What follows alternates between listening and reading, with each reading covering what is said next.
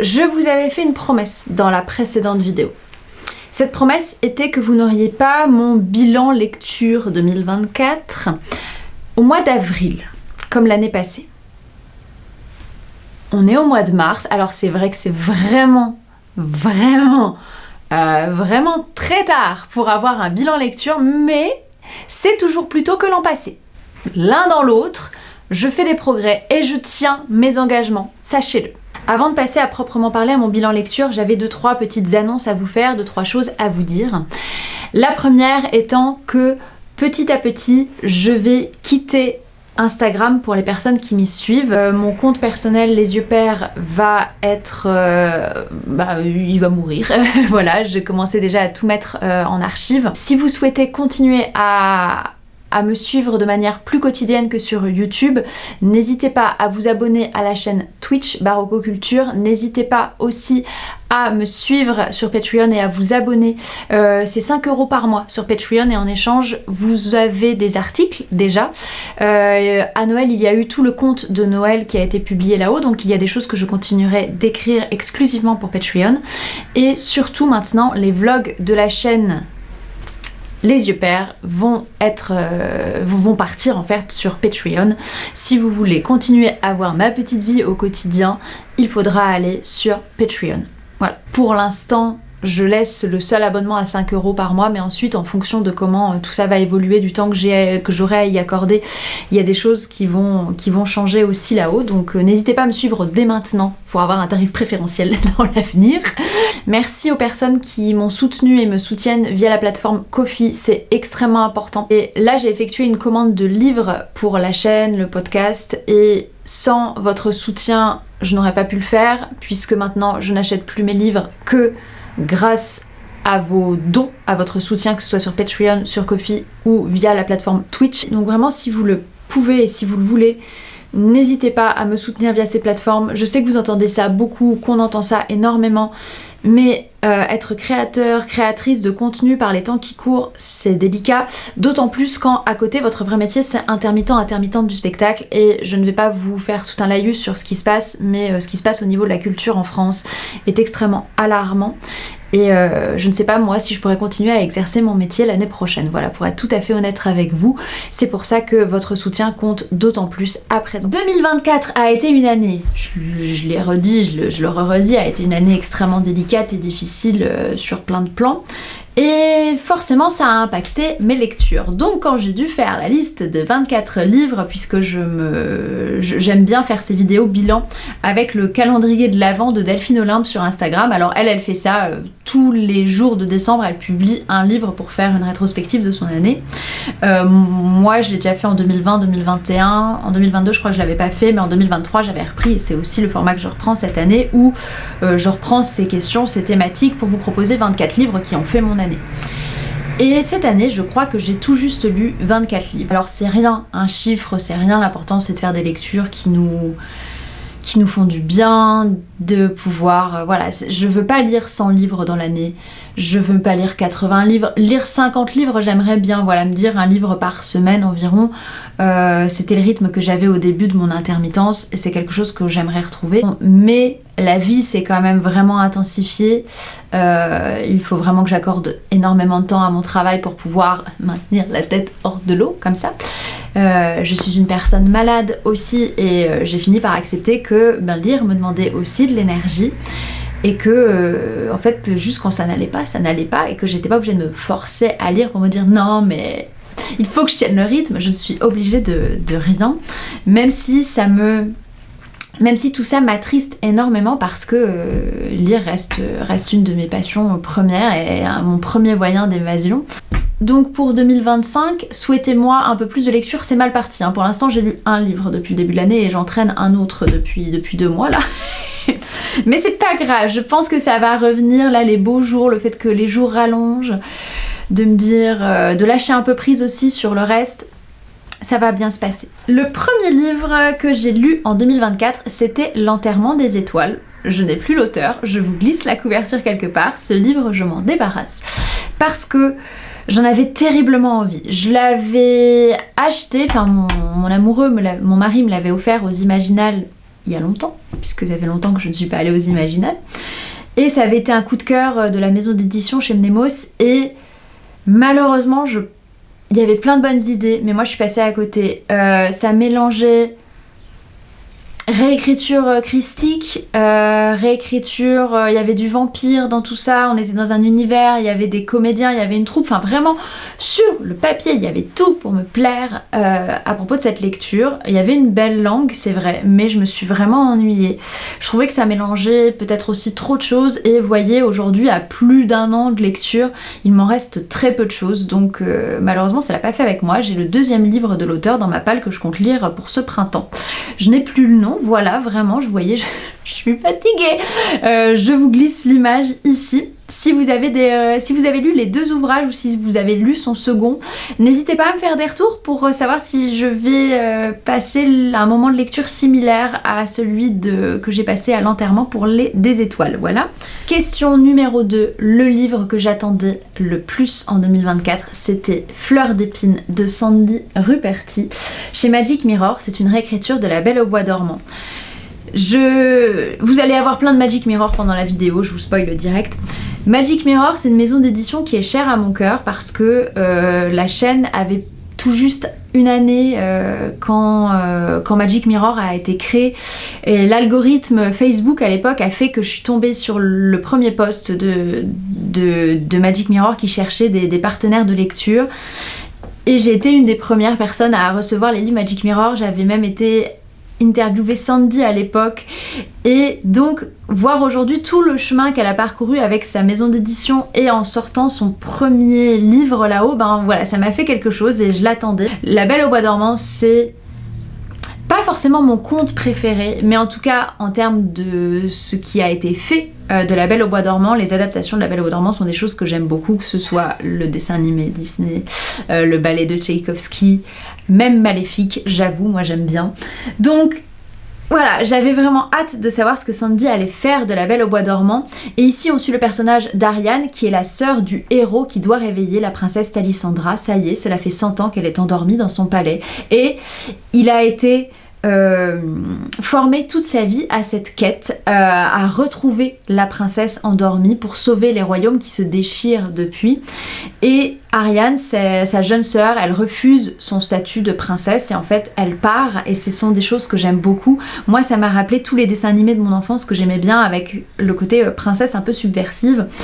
Il y a un peu de Mulan, mais moi j'ai beaucoup retrouvé Kelly de Excalibur, l'épée magique, voilà, si vous connaissez. Et voilà, il y a cette chose-là de la princesse de Fantagaro aussi. Enfin voilà, moi j'aime beaucoup cette princesse qui n'est pas que ça. Et j'ai adoré, il y a tellement de clins d'œil au conte de Perrault, au conte au pluriel de Perrault. Voilà, on retrouve du Petit Poucet, on retrouve plein de choses comme ça. Et j'ai adoré cette lecture, c'est un de mes gros coups de cœur de l'année. Donc lisez Fleur d'épine, la langue est exigeante comme je l'aime, c'est prenant et je suis pas du tout déçue d'avoir attendu cet ouvrage, et cette couverture est sublime. Chapitre 1, le millière. Il l'acclamait. La foule qui s'était massée sur la petite place pavée applaudissait avec vigueur, souriait avec béatitude et semblait sur le point d'exploser en hurrahs tonitruants d'une seconde à l'autre. Tous attendaient que le duc Goëri en ait terminé avec son homélie si solennelle pour se laisser aller à la liesse qui bouillonnait en chacun d'eux. Car aujourd'hui, le prince Aléric, qu'ils aimaient appeler le flamboyant, partait en quête. 3e livre que je vous présente, c'est le livre le plus surprenant de mon année de lecture 24, et c'est Meute de Karine Rehnberg. J'en ai beaucoup parlé dans ma précédente vidéo et sur le live de Nina Gorlier que vous pouvez retrouver en replay sur Instagram.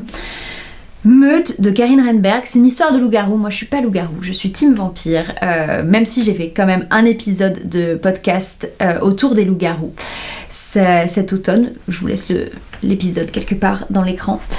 Et Meute, à nouveau, c'est pas un coup de cœur parce que je me suis vraiment ennuyée au bout d'un moment dans le récit, mais j'ai un coup de cœur par contre pour la plume et pour la manière dont ça a été écrit et pour la relation entre ces deux loups-garous qui va se tisser, qui est une relation de fraternité mais de soin entre êtres humains, entre êtres blessés. Enfin vraiment, moi j'ai été éblouie par l'écriture de Meute, même si vraiment j'ai terminé en diagonale, donc c'est très ambigu les sentiments que j'ai pour ce livre, et c'est pour ça que c'est ma lecture la plus surprenante. Chapitre 5, Loupio. Tu serres un crayon entre tes doigts, un carnet ouvert sur tes genoux. Mais les formes ne viennent pas, les teintes ne répondent plus. La pièce arc-en-ciel a tout aspiré, tout enfermé derrière cette porte qui reste close. Celui qui est rouge puis bleu t'a enlevé les couleurs qui masquent le blanc oubli. Tu ramènes ta couette sur tes épaules avec un gémissement perdu. Tu n'aimes pas le blanc qui se referme sur toi quand tu dors et que tu rêves et tu n'as plus rien pour le combattre. Une silhouette te bloque soudain la vue. Celui qui te fait peur est debout sur le pas de la porte, les mains dans les poches, la tête légèrement inclinée pendant qu'il t'observe. Tu n'arrives pas à lire dans ses prunelles ambre miel, tu ne sais pas ce qu'il pense. Mais il n'est plus rouge. Il est bleu tempête, bleu nuit, bleu ciel qui s'éclaircit, comme lorsqu'il t'a apporté du chocolat. C'était bon et chaud et doux. 4e livre, c'est le plus beau titre que j'ai lu cette année et je ne peux pas ne pas vous citer Tant que vole la poussière de Cameron Valciano, aussi chez Magic Mirror, qui est une réécriture, plutôt suite à mon sens, du Peter Pan de Barry.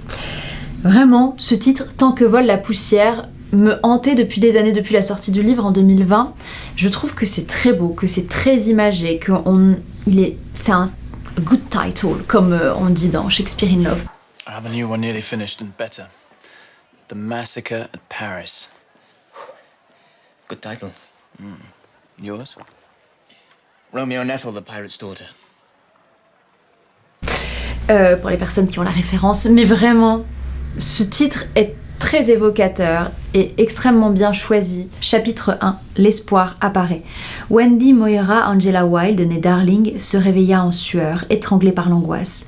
Elle laissa échapper une plainte sourde d'animal blessé, une plainte qui sortait du tréfonds de ses entrailles et se recroquevilla sur son lit d'hôpital. Son cri réveilla l'ensemble des patients, lesquels, tout juste sortis de leurs rêves nébuleux pour s'éveiller à leur folie quotidienne, hurlèrent à leur tour à qui mieux mieux. Un livre enfin lu cette année, alors il est en bas. J'ai pas pensé à le ramener, c'est Asami, je ne sais plus l'auteur japonais, il me semble que c'est un monsieur qui a écrit ça. On me l'avait conseillé il y a 2 ans sur Instagram, je vous avais demandé des recommandations printanières et on m'avait recommandé toute cette saga japonaise là. Ce sont des livres très très courts.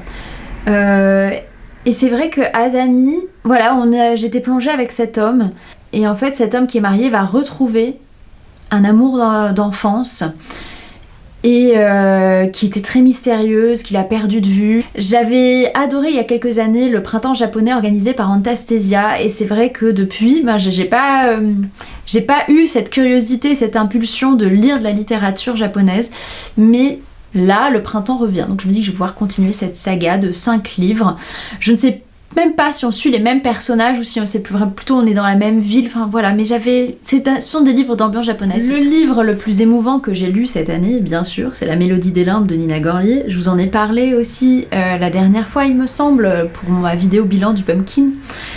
Et c'est une réécriture des 7 corbeaux des frères Grimm. Ça parle d'une sœur qui va dans les limbes, qui fait une catabase, qui va dans les enfers pour sauver son frère, l'âme de son frère, et c'est magistral, c'est beau, c'est sensible, c'est bien écrit. C'est un livre qui traite le deuil de manière hugolienne, voilà, je vais le dire, comme Victor Hugo le traite dans ses poèmes et dans ses œuvres. Donc lisez La Mélodie des limbes. Elisabeth s'arrêta pour écouter l'écho de sa voix résonner autour d'elle. Puis le silence retomba. Elle l'avait déjà constaté lors de ses précédentes visites. Dans ses rêves, les oiseaux ne chantaient pas. Où étaient les mésanges, les pies, les coucous ? Seuls ses amis corbeaux existaient. Maintenant qu'elle parcourait ce monde l'esprit plus clair, cette étrange solitude était flagrante. L'absence de Frédéric ne s'en fit que plus forte. Sans lui, son rêve automnal n'était plus un refuge, mais une pièce vide et sans intérêt, comme l'avait été sa vie pendant de si nombreuses années. Son excitation était bien vite retombée, et le poids des responsabilités la rattrapa. Elle devait partir à la recherche des clés, et vite. Un livre dont le sujet m'a particulièrement intéressée. Mary Sidney, alias Shakespeare. L'œuvre de Shakespeare a-t-elle été écrite par une femme de Aurore Evin, publiée aux éditions Talent Haut. Il faut lire ce livre. Voilà, si vous ne devez retenir qu'un seul livre, c'est celui-là. Moi maintenant je suis convaincue. Shakespeare n'a pas écrit les pièces de Shakespeare et c'est Mary Sidney qui est derrière tout ça. En plus, j'ai vu le spectacle au Théâtre du Peuple à Bussan au mois de septembre pour les journées du matrimoine. Et vraiment, il faut lire cette enquête d'Aurore Évin. C'est pas un essai comme les autres, c'est pas un essai comme les autres. Pardon d'avoir chanté. C'est vraiment construit comme une enquête théâtrale autour de Mary Sidney et de William Shakespeare et c'est truculent, c'est intelligent. Aurore Évin, c'est une comédienne, metteuse en scène, dramaturge, mais aussi universitaire. Elle sait de quoi elle parle. C'est sourcé et vraiment, lisez-le. Il faut qu'on soit plus être convaincu que Shakespeare, que derrière Shakespeare se cache en réalité Mary Sidney et que en fait il y a une énorme omerta dessus parce qu'on refuse de croire que les plus grandes pièces de l'humanité auraient été écrites par une femme. Voilà, j'assume ce que je dis. Je vous le recommande encore et encore, lisez Mary Sidney alias Shakespeare. Le livre le plus drôle que j'ai lu cette année, c'était Que le diable t'emporte de Sanguine, qui est la suite de Va au diable. Je vous en avais aussi parlé dans mon bilan du Pumpkin, donc je vais pas m'attarder dessus puisque c'est une novella, donc c'est assez court. Niveau d'anxiété trop haut, pas bon. Céleste reboutonna son vêtement, ramassa le chapeau et le vissa sur sa tête avant de s'éloigner à pas précipités, la gorge sèche. Même si la douleur se manifesta de nouveau, insidieuse et moins spectaculaire, mais non moins atroce, la jeune femme ne dévia pas un seul instant de son itinéraire et regagna son petit appartement aussi vite que possible. Alors qu'elle les avait trouvés charmants la veille, elle regretta amèrement les escaliers grinçants qui fleuraient bon l'encaustique. Les gravir n'arrangea en rien sa souffrance et ses mains tremblaient tant qu'elle dut s'y reprendre à 3 fois pour réussir à déverrouiller sa serrure. Traversant l'appartement encore bien vide d'un pas mal assuré, Céleste se réfugia dans la chambre seulement meublée d'un lit mou et d'une petite table. Ouvrant à la volée le placard mural, elle plongea un bras frissonnant dans les tenues qu'elle y avait patiemment suspendues la veille, le bruissement familier du tissu la calmant un peu. Les entrailles toujours dévorées par ce feu infernal qui lui donnait un avant-goût de l'enfer, la jeune femme fouilla dans sa garde-robe avec frénésie d'une main, l'autre tâchant de la débarrasser de ce qu'elle portait déjà. Toute personne normalement constituée ne se serait pas ruée sur son dressing avec une telle nausée, mais Céleste savait parfaitement de quoi elle avait besoin. Le livre dont l'écriture m'a ébloui, c'est Les larmes de l'asphodèle de Nora Lake. Nora est une autrice que j'apprécie énormément, qui est une personne humaine incroyable. J'ai découvert ses écrits enfin cette année.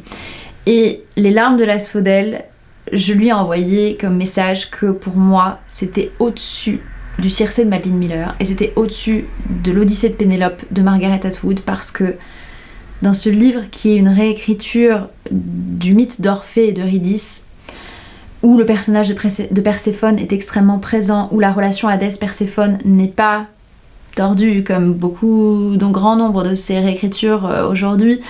La plume de Nora est incroyable, la recherche mythologique est très bien faite, on y croit, c'est crédible, c'est beau. Bravo aux éditions Hurlevent pour cet ouvrage et vraiment lisez du Nora Lake. Moi il m'en reste dans ma palle donc je suis très heureuse parce que je sais que je vais encore me régaler pendant longtemps de l'écriture de Nora. Lecture du prologue. À une époque pas si lointaine, du temps où la colère de Zeus n'avait pas encore consumé la terre, 2 âmes s'aimaient. Elles s'aimèrent plus qu'Ariane aima Thésée, plus que Paris aima Hélène, plus qu'Ulysse aima Pénélope. Leur amour dépassa même celui d'Apollon et Hyacinthe. Il n'existait aucune équivalence en ce monde. Le lien qui unissait Alia, nymphe des eaux, et Hébé, fille de Zeus et Héra, était unique. Le bonheur jalousait la félicité qui caractérisait les 2 amantes. Le soleil enviait leur éclat. Le dieu Héros s'était fâché de ne pas être à l'initiative de cet émoi plus pur que l'onde cristalline du fleuve d'où avait surgi la belle Alia. Le cœur d'Hébé avait été ravi au premier regard, et celui de l'Océanide conquis à la première parole. Elles avaient d'abord dansé ensemble, leurs pas foulant l'herbe tendre, le firmament pour témoin et le vent comme musique. Leurs mains s'étaient rencontrées, leurs doigts entrelacés, puis leurs lèvres s'étaient jointes. Et rien n'avait semblé plus juste. Un livre qui m'a fait du bien dans cette année 2024, ô combien obscure. Légende et la thé de Travis Baldree. Je sais, j'ai lu de la cozy fantasy et j'ai aimé ça, tapez-moi. Je crois que je vous en avais parlé dans un des trop rares bilans lecture de l'année passée, mais vraiment, j'ai lu Légende et la thé au printemps dernier, à une époque où je savais pas ce que c'était la cozy fantasy, où je me suis dit vas-y, je veux découvrir un peu ce genre-là, je vais lire un des gros mastodontes du genre et franchement moi cette histoire d'or qui prend sa retraite, qui en a marre de la castagne et qui veut ouvrir son café dans une petite ville, téléfilm M6, bah franchement ça a marché sur moi. Je pense pas que tout ce qui est cozy fantasy marcherait. Mais là, ça arrivait au bon moment dans ma vie et vraiment, ça m'a fait un bien fou de lire Légende et Laté. Je vais pas vous lire d'extrait parce que vraiment l'écriture, elle est pas incroyable. Enfin voilà, c'est pas le livre de l'année. Mais si vous avez besoin de réconfort, eh ben je crois que vraiment ce livre peut vous en apporter. J'en cherche plus dans ce genre-là. Donc si vous avez des recos, lâchez-vous dans les commentaires. Le personnage de l'année, c'était Kiki, de Kiki, la petite sorcière de Eiko Kadono. Pareil, dans cet univers cozy fantasy, je me suis dit je vais lire Kiki, parce que j'adore le film Ghibli qui m'apporte aussi beaucoup de réconfort et j'ai adoré suivre ce personnage de petite sorcière là. C'est un de mes personnages que j'aime, c'est un de mes personnages favoris chez Ghibli et j'ai adoré la suivre dans ce roman. Je compte continuer la saga Kiki parce que vraiment c'est tout doux, c'est cette petite sorcière qui va travailler dans une boulangerie, livrer des colis. Écoutez, moi ça me parle, c'est tout ce dont j'ai envie et besoin. En même temps, il y a des péripéties tout de même, c'est malin, c'est vraiment bien écrit, c'est comme un conte. J'ai vraiment, si vous aimez l'adaptation, le roman ne vous décevra pas, croyez-moi. Le livre le plus flippant de mon année, c'est Sœur. Je n'ai plus le nom de l'auteur ou de l'autrice. Je le mets en boîte à livres aussi parce que c'est une histoire de deux sœurs. Je crois qu'elles sont jumelles, il y en a une qui s'appelle Juillet et l'autre qui s'appelle Septembre. Il y a un film qui a été fait d'ailleurs, j'ai vu ça, donc j'irai regarder l'adaptation. Et ces deux sœurs, elles déménagent d'une ville en Angleterre avec leur mère, puisque leur père est décédé. Et elles vont vivre dans une maison qui était leur maison de vacances. Il s'est passé quelque chose dans leur lycée. On comprend qu'il y a eu du harcèlement scolaire, que sur une des deux sœurs, que l'autre a essayé de défendre sa sœur. Il y a des histoires avec des garçons, la découverte de la sexualité, tout ça. Bref, c'est très étrange comme lecture. C'était très glauque et très poisseux de lire ça en plein été, mais ça marchait, ça a plutôt bien marché. Mais moi... voilà, c'est un livre vraiment qui a été très dérangeant pour moi, qui est plutôt court. On voit pas la fin arriver pour le coup. Il y a des choses très étranges tout au long de l'écriture et j'ai bien aimé le twist de ce livre, donc allez-y pour découvrir une autrice.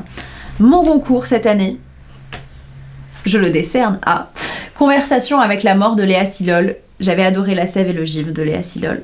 Et là, j'étais très heureuse de la découvrir dans un univers plus gothique. C'est magistral quoi. Enfin, je veux le dire, je vais lire tout ce que Léa Silol a écrit. C'est pas possible, cette autrice, elle a la clé de mon cœur. Et ce livre-là, c'est un recueil de nouvelles façons, c'est un récit enchâssé, comme Les Mille et Une Nuits, où on a un personnage, ça pourrait presque être une pièce de théâtre, qui s'adresse à la mort, qui vient lui rendre visite. C'est un personnage d'écrivain et il lui dit pendant 12 nuits, les 12 nuits de Noël, je vais te raconter une histoire et à la fin, tu pourras me tuer, tu pourras m'emporter si tu le souhaites. Et j'ai adoré, vraiment l'écriture est sublime. La première nuit, la nuit d'argent. Tu es le genre de fille qui ne frappe pas aux portes, je vois. Eh bien, puisque c'est déjà fait, entre, je t'en prie. Je me doutais que tu aurais ce genre d'air. La mort est belle, dit le poète, and so on. Mais je ne me serais pas attendue à tes couleurs. Tout ce gris, ce blanc, ce noir. Tu vois, je pensais, du haut de mon extrême supériorité intellectuelle, que l'aspect monochromatique du concept allait avec l'étroitesse d'esprit des hommes. Mais visiblement pas. Autant pour mes théories et tout ce qui va avec. Si tu as froid, n'hésite pas, hein, va te réchauffer près du feu. Tu es venu pieds nus dans la neige. Il y a de quoi grelotter un peu. Pas de honte à ça, hein. Un peu de sherry, un rubis pour aller avec toute cette palette d'ombre. Tu me regardes avec tes yeux de fauve, tu te tais, et tu te dis sans doute, oui, qu'est-ce que le grand artiste adulé des foules fait seul le soir de Noël? Ma foi, la notoriété n'est pas forcément une merveilleuse compagnie, je ne t'apprends rien. D'ailleurs, je pourrais te retourner la question, te demander ce que tu fais seul ce soir-ci, alors que l'on dit que tu ne chômes guère d'habitude, en portant les esselés loin des cotillons et des gueules de bois. Bien sûr, je sais qui tu es. Les poètes et les fous connaissent ton visage, et je suis un peu les deux. Et puis, j'avais quelques raisons de t'attendre, n'est-ce pas? Le 14e livre que je vous présente, c'est un livre qui m'a beaucoup appris. C'est Alice et le Chapelier de Alicia Viziniz, toujours chez Magic Mirror. C'est un livre qui parle de schizophrénie dans une réécriture d'Alice au Pays des Merveilles, réécriture suite d'Alice au Pays des Merveilles. Et c'est une maladie que je connais très peu, la schizophrénie. J'en connais les très très gros clichés de la culture pop, du cinéma, de la littérature. Mais là, le personnage d'Alice, avec ses médicaments, sa perception de la vie, l'entourage familial et tout le reste, j'ai trouvé que c'était très très bien amené. Je trouvais que c'était malin et audacieux de mêler le personnage d'Alice au Pays des Merveilles à la schizophrénie. Et bravo à l'autrice pour ça, parce que moi j'ai découvert plein de choses sur cette maladie. On sort vraiment des très gros clichés. Alice suspectait que c'était là la véritable raison de leur décision. Se débrouiller pour que leur fille ait auprès d'elle une personne de confiance au cas où elle referait une crise. Ridicule. Elle n'avait pas eu de symptômes depuis plusieurs mois, de toute façon. C'était à ça qu'il servait ces satanés cachets qui lui faisaient prendre du poids, non ? Ces kilos en trop lui avaient coûté sa relation avec Alex 1 mois plus tôt. « Tu es trop immature », lui avait dit son petit ami en la quittant. Elle ne le croyait pas. Certes, il n'avait toujours pas franchi le pas, mais ce n'était pas de sa faute. Elle attendait que les cicatrices sur ses cuisses s'estompent. De longues et fines lignes blanches sur la peau, parallèles entre elles, n'auraient pas manqué de soulever des questions, et Alice n'aurait pas supporté de lui avouer ce qu'elle s'était fait. Il aurait pu attendre tout de même. Elle lui en voulait toujours d'ailleurs, même si quand il lui avait annoncé que c'était fini, elle en avait fait comme si elle s'en moquait. Faire comme si, c'était un jeu auquel la jeune femme et ses parents avaient fini par être excellents. Faire comme si les crises n'avaient jamais eu lieu, comme si elle ne prenait pas de médicaments, comme si elle n'avait jamais séjourné dans cet hôpital si triste. La seule règle, surtout, ne jamais parler de la maladie en S. La plus belle couverture que j'ai lue cette année, c'était Souvenir de Marnie. Voilà, mais je me sépare de ce livre parce que je ne le relirai pas, et je vous en avais parlé dans un précédent update lecture. Moi j'avais été plutôt déçue de ce livre autant que l'adaptation Ghibli. Mon pavé de l'année, là non plus je m'en suis séparée, c'était Une couronne d'os et d'épines de Émilie Norksen, publié chez Les Trois Nains en édition. J'avais été très déçue par cet ouvrage. Voilà, j'avais trouvé que c'était vraiment une réécriture de Mémoire d'une geisha sur certains aspects. Pourtant, il y avait plein de choses pour me plaire, mais au bout du premier tiers du livre, ça l'a plus fait avec moi. Donc, voilà, désolée. Le livre que je n'aurais pas lu si Morgane Stankiewicz ne me l'avait pas recommandé et si j'étais pas amoureuse de poésie et des poétesses, c'est le recueil de poèmes Écrins de brume de Claire-Marie Bordeaux. Je vous en ai parlé aussi dans mon bilan du Pumpkin, j'en ai parlé sur le live avec Nina. Si vous aimez la poésie exigeante, la poésie comme au temps d'avant, les personnes qui s'inspirent de Baudelaire, Rimbaud, Verlaine, de ces ambiances-là très 19e, très décadentes, lisez Écrins de brume et vous retrouverez ce goût d'émerveillement, de fascination devant des poèmes, ce goût d'opium presque, j'aurais envie de dire. Voilà, j'en prends un au hasard. Déposer son âme à la rivière. Au déclin du jour, lorsque ma chambre sera baignée d'un pourpre mielé, j'ouvrirai délicatement la porte et, dans un craquement boisé, découlera le couloir safran et mes rêves encore dormants. Juste le début, vous voyez, c'est beau. C'est beau, c'est une écriture exigeante et moi ça me fait du bien de retrouver ce style-là en poésie. Ah oui, mon plus gros flop, c'était Le Bois sans songe, autre réécriture de La Belle au Bois dormant, publié aussi chez Magic Mirror par Laetitia Arnould, je sais pas comment on prononce.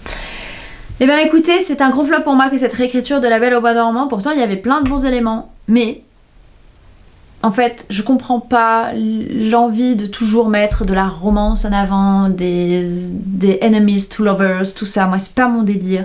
C'est pas ce que j'aime, c'est pas ce que j'apprécie. C'est un gros pavé pourtant. Et vraiment, cette idée en fait de prendre le contre-pied de La Belle au Bois dormant où tout le monde dort sauf La Belle au Bois dormant. Elle rencontre celui qui a acheté la malédiction sur le palais. Il y avait vraiment des chouettes trucs, mais l'écriture m'a pas convaincue du tout.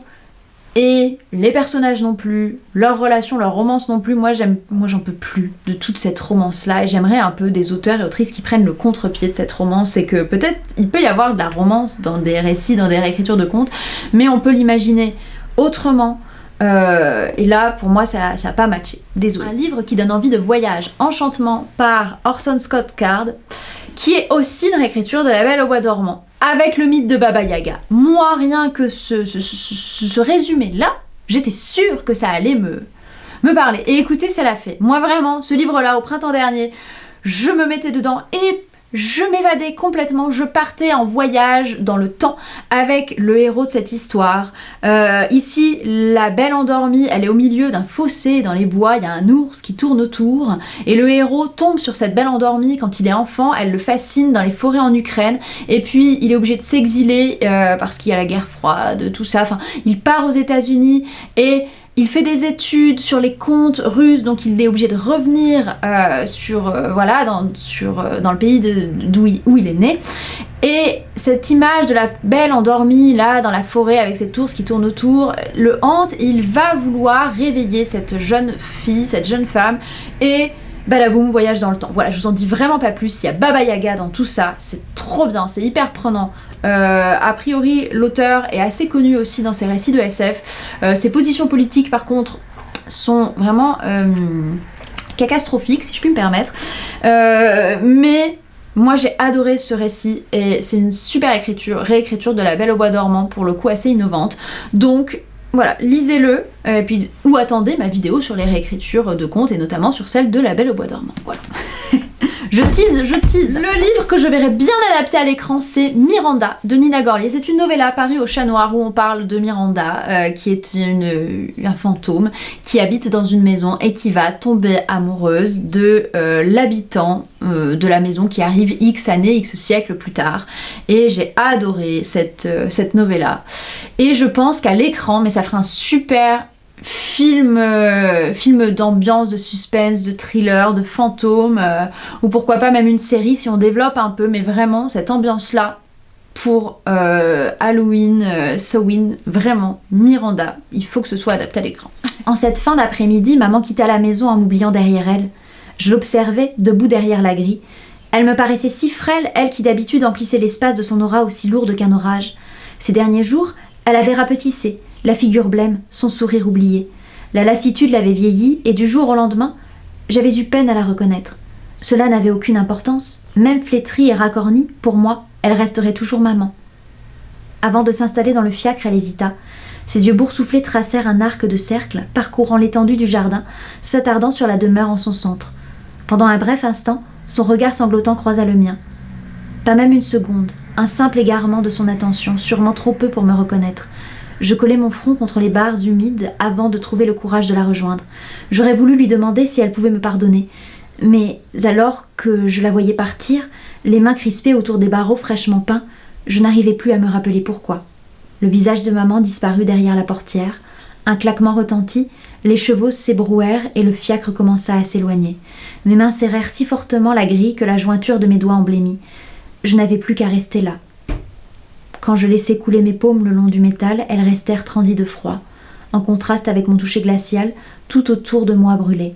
L'herbe jaunie sous mes semelles aurait bien pu prendre feu. Attendre, voilà tout ce qu'il me restait.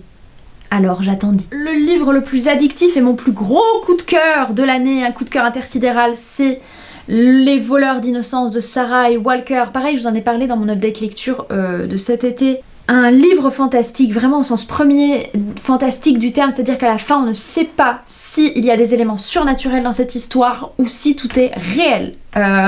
C'est l'histoire de 7 sœurs, les sœurs Chapelle. Ça s'inspire de Sarah Winchester et de sa demeure par rapport aux armes Winchester. Ici, ce sont les 7 sœurs Chapelle, héritières des armes Chapelle, qui sont maudites. Elles décèdent les unes après les autres et on suit l'une d'entre elles, l'une des plus jeunes, voilà, autour de ces sœurs qui meurent au lendemain de leurs noces. Et écoutez, je vous dis ça, vous pouvez vous dire ça y est, elle m'a spoilé tout le livre, pas du tout, puisque ça on l'apprend vraiment dès le début et on a tout ça, on a ce pavé là, mais que j'ai lu à une vitesse et c'était incroyable, vraiment.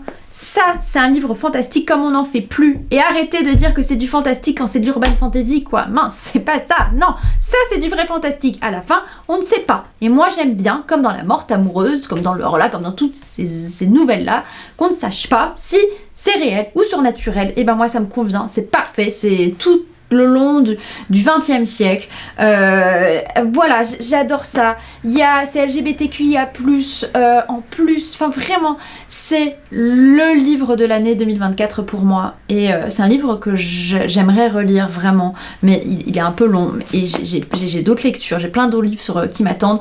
Mais vraiment, lisez Les voleurs d'innocence, c'est un banger. Pour parler comme les jeunes. Milieu de la nuit. Ce sera ma dernière entrée dans le carnet violet. Je l'ai emporté avec moi dans le salon, ayant été réveillée par la raison habituelle. Seule la lampe est allumée. Je suis bien enveloppée dans le joli peignoir en soie vert émeraude que Lola m'a rapporté d'un voyage au Japon. Elle y était allée pour recevoir une récompense prestigieuse en mon nom. me représentant comme toujours tandis que je restais cachée au loin à la maison où j'ai passé la plus grande partie de ma vie. Ma visiteuse est là. Elle a frappé aux fenêtres et a secoué les loquets plus brillantes que jamais. Elle sait que je suis là, assise dans cette pièce à peine éclairée, et que je l'ignore.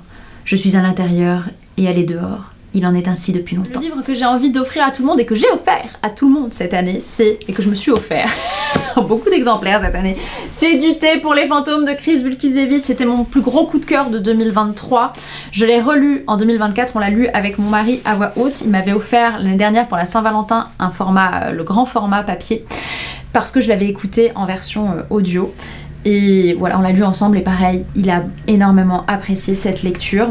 Et au livre sur la place cette année, j'ai rencontré Chris Bulkiewicz, qui est une autrice formidable et adorable. J'adore son podcast et vraiment j'ai hâte de lire ses futurs écrits. Et j'ai acheté la version reliée collector sublime du thé pour les fantômes. Voilà, regardez comme c'est beau. Puisque lorsqu'on aime, on ne compte pas.